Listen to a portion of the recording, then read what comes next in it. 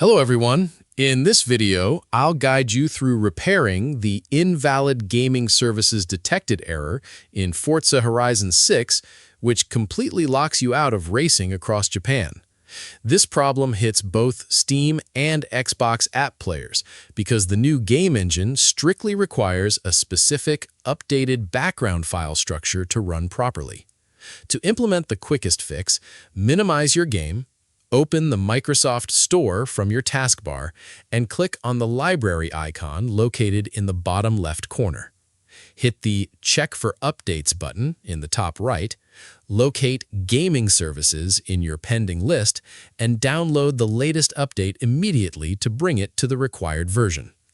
If the store page says you are already up to date, but the error persists, we need to do a manual file reset. Open your Windows Settings menu, select Apps, and click on Installed Apps. Search the list specifically for Gaming Services, click the three horizontal dots next to it, and open Advanced Options. Scroll down the page, click the Repair button first, and if that doesn't clear the issue, hit Uninstall right below it. Make sure you completely restart your computer right now so the broken files clear from your memory cache.